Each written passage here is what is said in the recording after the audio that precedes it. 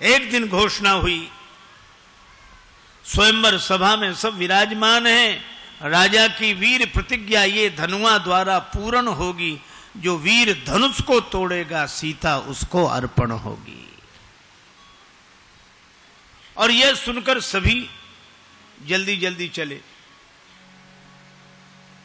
परिकर बांधी उठे अकुलाई, परिकर बांध उठे अकुलाई, चले इष्ट देवन सिरुनाई, चले इष्ट देवन सिरुनाई।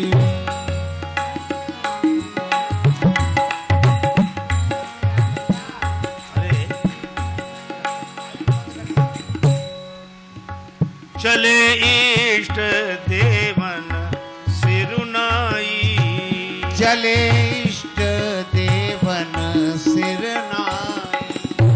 राजा लोग उठे, परिकर बांध, यहीं से देखो, उठे अकुलाई। अब थोड़ा मानस की इन पंक्तियों पर हम लोग विचार करें। ये राजा लोग अकुला कर क्यों उठे? कि कहीं कोई हमसे पहले जाके धनुष न तोड़ दे,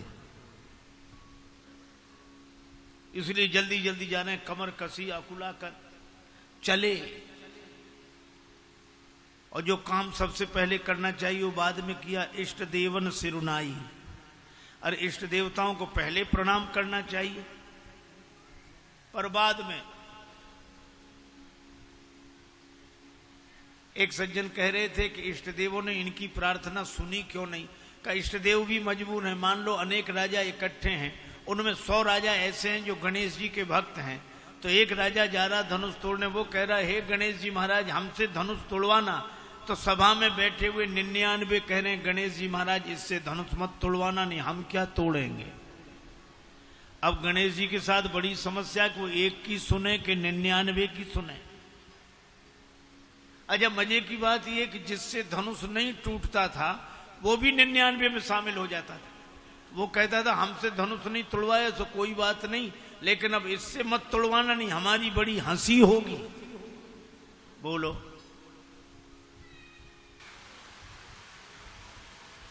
धनुष टूटे तो हमसे ही टूटे, कहीं किसी दूसरे से न टूट जाए।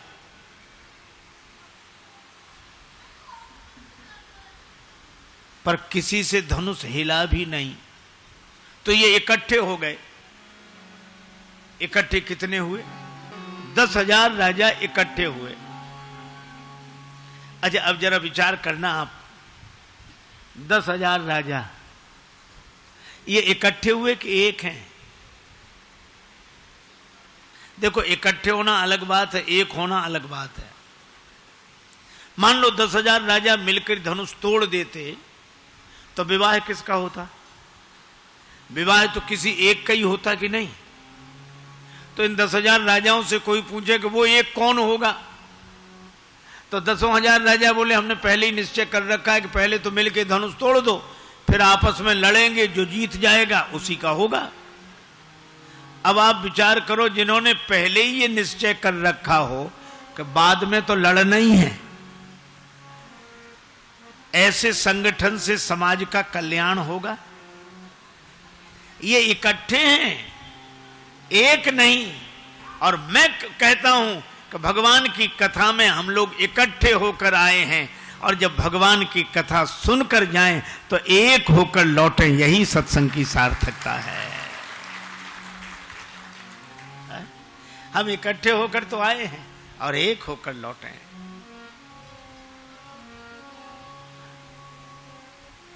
इसलिए 10,000 से भी धनुष नहीं हिला।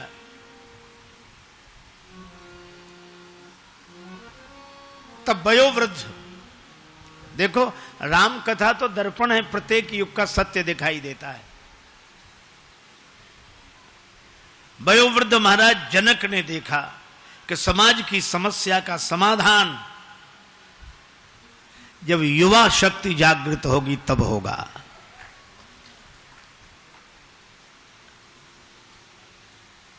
और इसीलिए वयोवृद्ध जनक जी ने सीधे नहीं कहा, बल्कि घुमावदार ढंग से बोले, बस बस हो गया, बंद करो ये।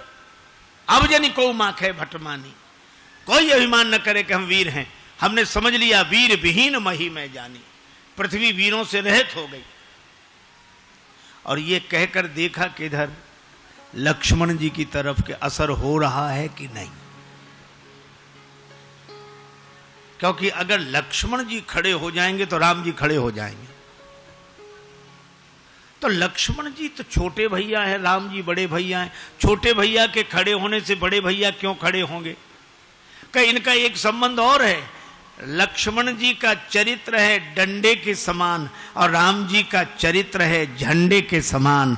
अगर डंडा खड़ा हो गया तो झंडा अपने आप लहरा जाएगा, अगर युवक खड़ा हो गया तो भगवान की सहायता होगी। श्री स्वामी विवेकानंद जी ने कहा कि ईश्वर उन्हीं की सहायता करता है जो अपनी सहायता स्वयं करते हैं। हमें जागना चाहिए। और जनक जी ने कहा कोई अभिमान न करे कि हम वीर हैं, और जिसके लिए कहा उसकी तरफ देखा। अब जनी को माखे भटमानी, लेकिन हा लक्ष्मण जी पर असर हुआ। कैसे? जनक जी कह रहे थे अब जनी को माखे भटमानी, और लक्ष्मण जी ने क्या कहा? क्यों न करे अभिमान, हम करते हैं। माखे लखन,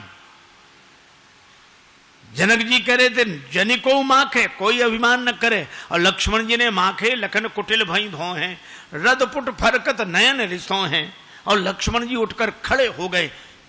तो जो जनक जी ने देखा समझ गए कि काम बन गया, क्योंकि जनक जी का जो क्रोध है वो बाहरी है, भीतरी नहीं है।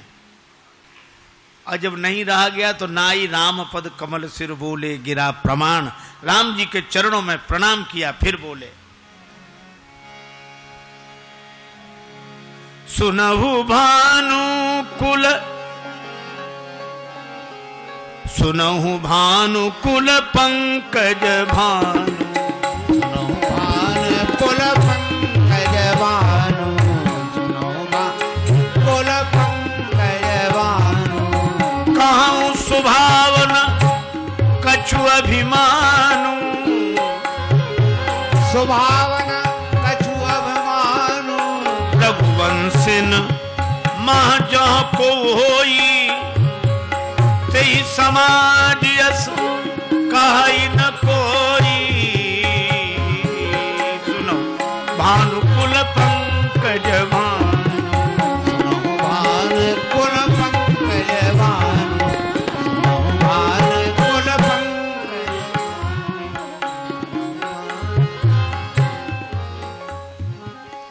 हे राम जी, रघुवंशी वीरों में जहां कोई एक बैठा होता है कोई ऐसे नहीं बोलता, कहीं जनक जैसा अनुचित बानी। इन जनक ने ऐसी अनुचित बात कही है। राम जी ने कहा कि तुम कौन सी उचित बात कह रहे हो? जनक जी वयोवृद्ध हैं, और वयोवृद्ध का जवाब विश्वामित्र जी देते, गुरु जी देते तो ठीक लगता, पर तुम बालक होकर। और जनक जी, लक्ष्मण जी ने कहा यहां वृद्ध और युवक की बात नहीं, लोक कल्याण के कार्य में जहां जिसकी भूमिका है वही बोले तब बात ठीक रहती है। यहां राम जी नहीं बैठे हैं, विद्यमान रघुकुल मणि, रघुवंश मणि बैठे हैं। आप हैं रघुवंश की मणि, और लक्ष्मण जी बोले हम हैं फणी। शेष सहस्त्र शीस जग कारण, जो अवतर्यो भूमि भय टारण। अरे मणि पर आपत्ति आवे तब भी फणी नहीं बोलेगा तो फिर कब बोलेगा? लेकिन लक्ष्मण जी का जोश है, और कितनी बढ़िया व्यवस्था है। युवकों के जोश को जगाना जरूरी है, लेकिन उस जोश के ऊपर होश का नियंत्रण होना चाहिए। राम जी ने कितनी अद्भुत बात कही। तो क्या कहना चाहते हो लक्ष्मण? लक्ष्मण जी ने कहा अगर आपकी आज्ञा मिल जाए तो धनुष की कौन कहे, अगर आपकी आज्ञा मिल जाए तो गेंद के समान ब्रह्मांड को उठा ले। जब लक्ष्मण जी ने यह कहा तो सभा में बैठे राजा कांप गए। एक राजा ने कहा सुन रहे हो क्या? बोला अब तो ब्रह्मांड ही उठ रहा है। तो दूसरा राजा बोला अपना क्या होगा? तीसरा बोला जो सबका होगा सब अपना होगा, कौन ब्रह्मांड में अपना अकेले ही उठेंगे।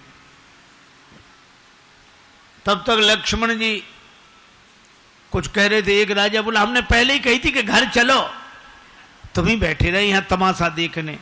और जनक जी भी कह रहे थे तजऊ आज आस निज निज गृह जाहू। चौथा राजा बोला क्यों रे तेरा घर कोई ब्रह्मांड से बाहर है। पांचवा बोला यहां तो सब इकट्ठे हैं। एक राजा बोला कि उठाएंगे तो उठ जाएंगे, रखेंगे तो फिर जहां के तहां आ जाएंगे। लक्ष्मण जी बोले रखूंगा नहीं, काचे घट जिम डारों फोरी सकऊं मेरु मूलक इव तोरी, कच्चे घड़े के समान फोड़ डालूंगा। अरे ब्रह्मांड कोई फोड़ डालोगे तो हम सबकी क्या दशा होगी। लक्ष्मण जी बोले चिंता नहीं, बनाने वाले भी बगल में ही बैठे हैं। लव निमेष ब्रह्मांड निकाया रचई जासु अनुशासन माया। और यहां एक संकेत बड़ा अच्छा है, काचे घट जिम, कच्चे घड़े के समान फोड़ डालेंगे। कच्चे घड़े की उपमा क्यों दी? क्योंकि कच्चा घड़ा फूट भी जाए तो दोबारा बन जाता है, और पक्का घड़ा एक बार फूटा टूट फूट जाएगा, बन नहीं सकता। तो शिष्य को तो कच्चे घड़े की तरह होना चाहिए। गुरुदेव जैसा बनाएंगे वैसे ही बन जाएंगे। किसी ने कहा कि ब्रह्मांड की बात नहीं, धनुष की बात हो रही है। लक्ष्मण जी बोले कमल नाल जिमी चाप चढ़ावो, कमल नाल जिमी चाप, कमल नाल जिमी चाप,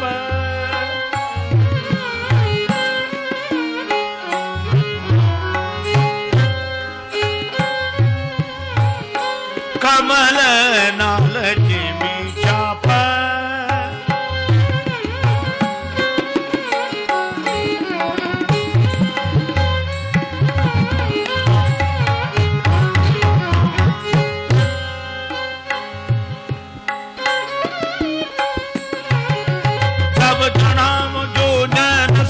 प्रमाण ले धाम चाप चाप चाप।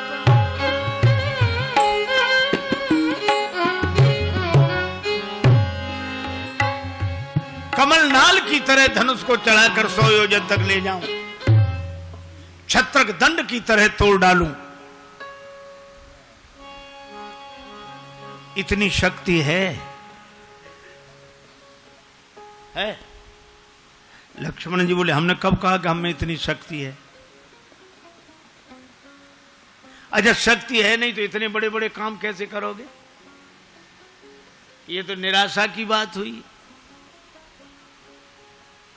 एक आदमी अपनी घोड़ी की तारीफ करता था कि महाराज ऐसे चलती है, हवा से बातें करे, रंग तो देखते ही रह जाओ, कान ऐसे मिले, उसमें गुण ही गुण, गुण ही गुण, कमी सिर्फ एक।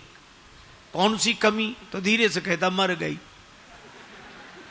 तो इतने गुणों का क्या मतलब रहा? लक्ष्मण जी कहते ये भी करेंगे, ये भी करेंगे, ये भी करेंगे, ताकत है? बोले बिल्कुल नहीं। फिर करोगे कैसे? लक्ष्मण जी ने कहा तोरों छत्रक दंड जिम तव प्रताप बलनाथ। आपके बल पर, आपके प्रभाव के बल पर प्रताप आपका होगा और काम हमारा होगा। एक महात्मा कहते थे घी मिर्च मसाला तेरा, फिर देख तमाशा मेरा। युवकों में ऐसा ही उत्साह होना चाहिए कि आपकी कृपा के बल पर हम ऐसा पुरुषार्थ करके दिखाएंगे। तोरों छत्रक दंड जिम तव प्रताप बलनाथ, और जो न करो प्रभु पद शपथ कर न धरो धनुभात, हाथ में धनुष बाण नहीं रखूंगा। और लक्ष्मण जी जब बोले तो धरती हिल गई। लखन सकोप वचन जब बोले डगमगान मही दिग्गज डोले। और जब धरती हिल गई तो राम जी ने कहा सौमित्र लक्ष्मण शांत शांत, तुम्हारे बोलने से धरती हिल रही है और धरती के हिलने से सब हिल रहे हैं।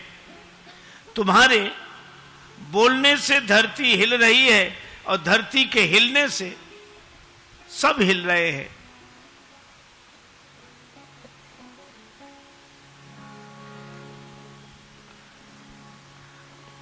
लक्ष्मण जी बोले प्रभु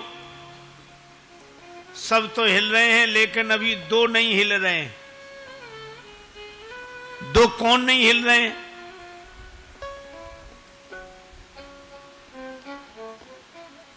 देखो भैया, राम जी ने कहा कि तुम्हारे बोलने से धरती हिल रही है, धरती के हिलने से सब हिल रहे हैं।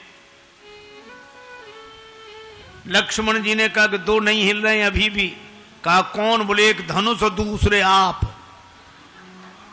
न धनुष हिलता है ना आप हिलते हो, दोनों में से एक हिले तो काम बने। भगवान राम ने कहा कि लक्ष्मण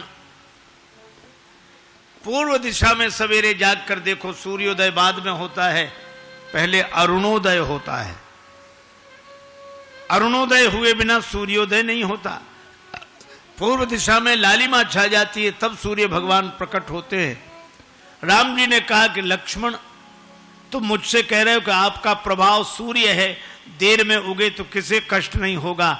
लेकिन लक्ष्मण जी से राम जी ने कहा कि मेरा प्रभाव अगर सूर्य है तो लक्ष्मण तुम उस सूर्य की लालिमा हो। जब तक तुम प्रकट ना हो जाते तब तक हमारा प्रभाव कैसे प्रकट होता।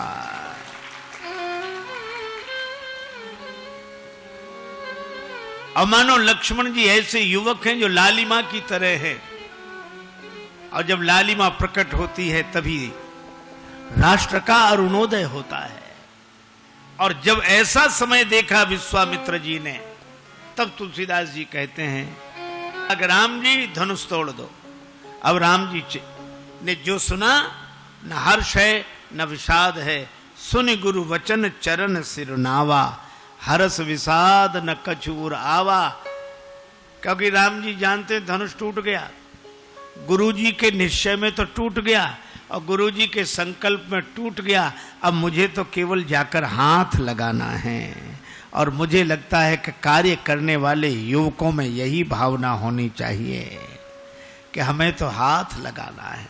राम जी चले, और कैसे जा रहे हैं? सहज ही चले सकल जग स्वामी, मनहु मंजुवर कुंजर गामी। मत वाले हाथी की तरह झूमते हुए जा रहे हैं, हाथी की तरह है? जानकी जी सबसे प्रार्थना करती हैं,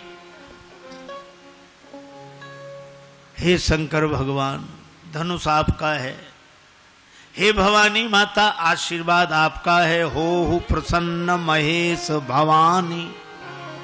हे गणेश जी महाराज आप विघ्न दूर करने वाले हो, गणनायक वरदायक देवा। क्या करे? गणेश जी से जानकी माता बोली इस धनुष का वजन कम कर दो। गणेश जी बोले इस काम के लिए हम ही मिले थे, हमारा ही वजन कौन सा कम है। गणेश जी का वजन कौन सा कम है?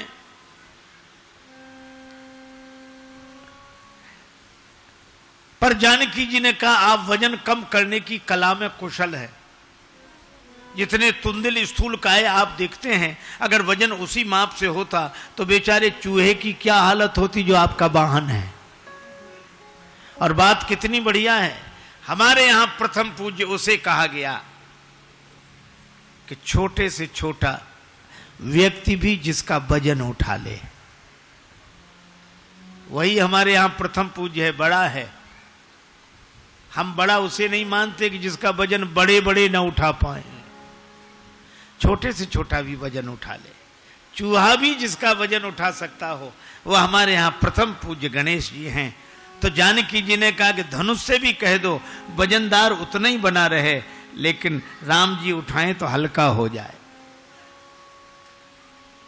पर गणेश जी से कहने के बाद फिर धनुष से ही बोली तुम ही हो जाओ ना हल्के।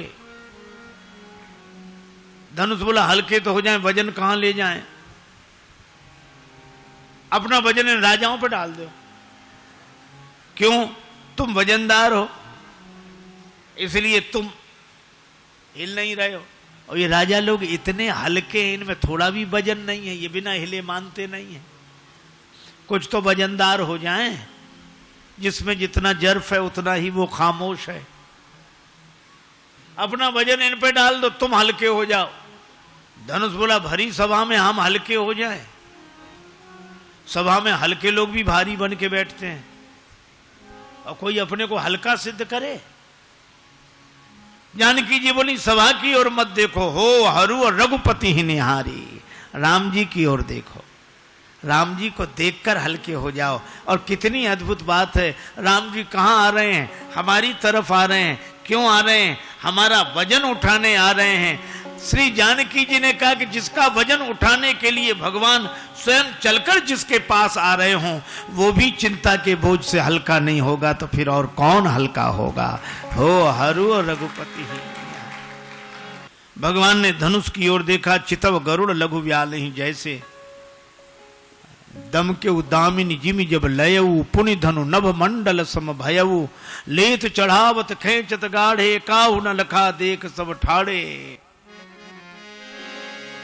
जय छन मध्य, जय छन मध्य राम धनु तोरा। राम धनु तोरा, भरे भुवन धुनि घोर कठोरा। भरे भुवन धुनि घोर कठोरा। भरे भुवन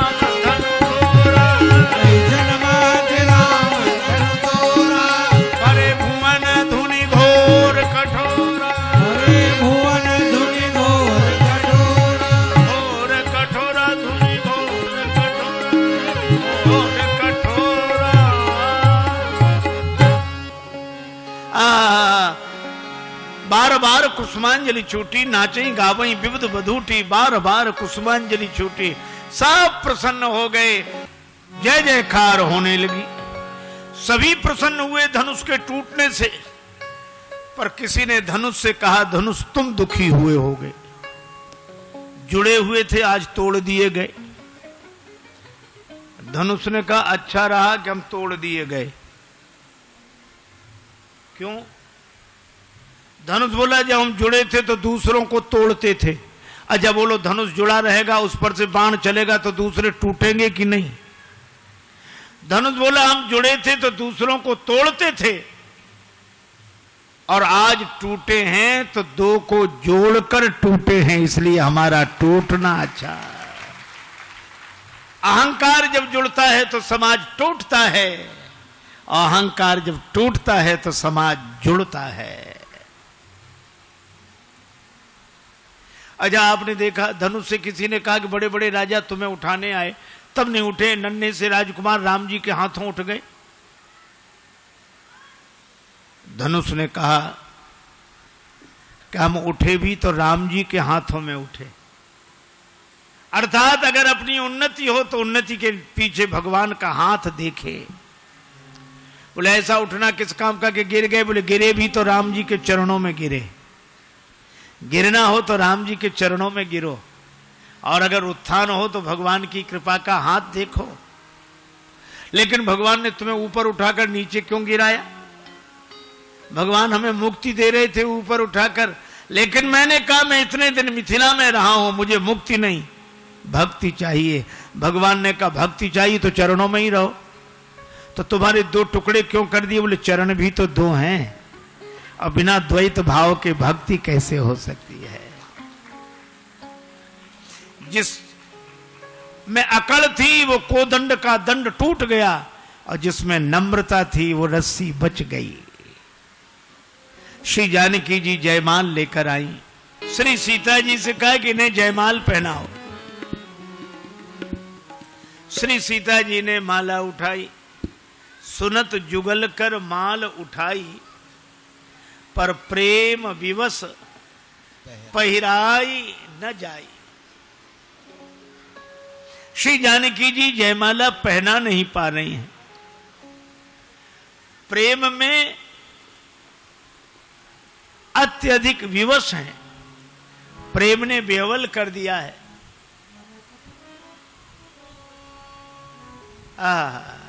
श्री जानकी जी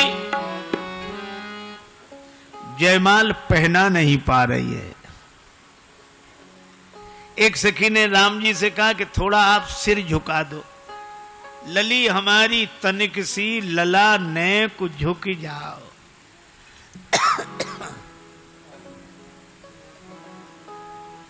हमारे राम जी बड़े सरल हैं, तुरंत सिर झुकाने लगे। एक सखी बोली बहन गजब हो गया, आज तक किसी रघुवंशी वीर का सिर भरी सभा में झुकाओ ऐसा सुना भी नहीं गया, आज तो देख रहे हैं कि झुक रहा है।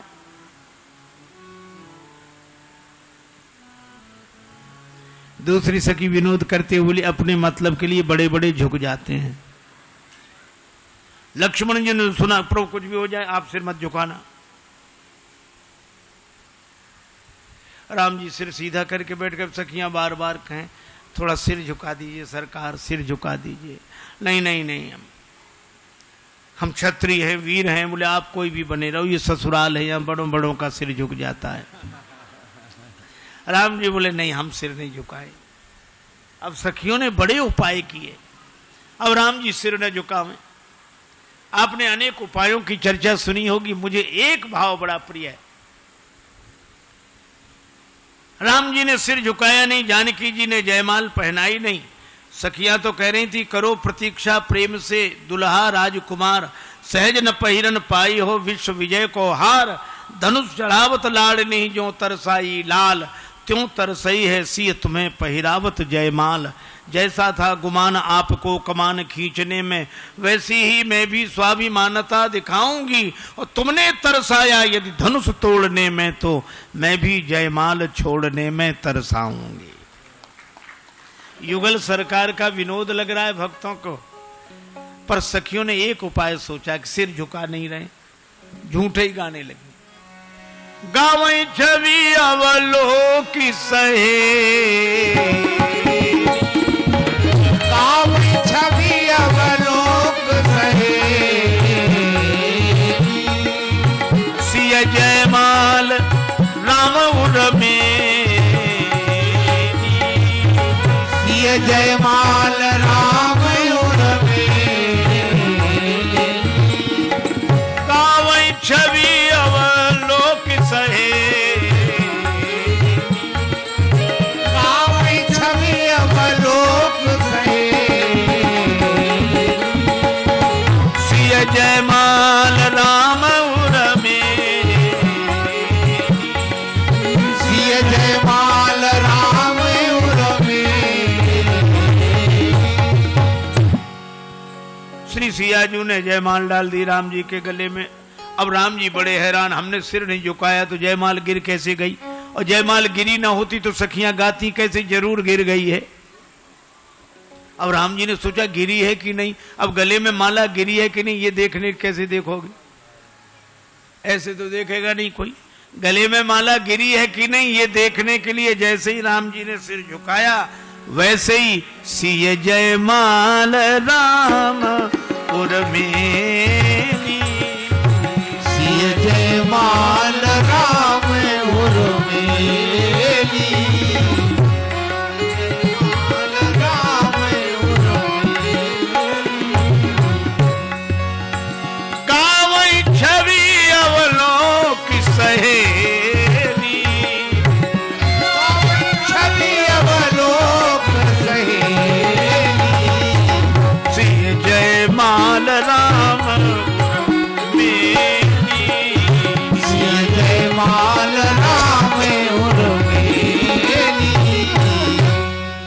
जयमाल गिर गई, जय जयकार हुई। कोई कहे धन्य है श्री जानकी जी, कोई कहे धन्य है श्री राम जी, लेकिन जनकपुर वासी कहते न सीता जी धन्य न राम जी धन्य, धन्य तो हम लोग हैं। हम सब सकल सुकृत के राशि, भय जग जनम जनकपुर वासी। राम जी को सीता जी मिल गई हैं, पर राम जी को राम जी नहीं मिले। सीता जी को राम जी मिल गए, पर सीता जी को सीता जी नहीं मिली। पर हमें तो युगल सरकार का दर्शन हो रहा है। भगवान श्री सीता राम जी हमारे हृदय में रहें, यही इस कथा का उद्देश्य है। हरि व्यापक सर्वत्र समाना, प्रेम ते प्रगट हो ही मैं जाना। इसी के साथ यह वाक्य पुष्पांजलि भगवान श्री सीता राम जी के चरण कमलों में अर्पित करते हुए चर्चा को विराम।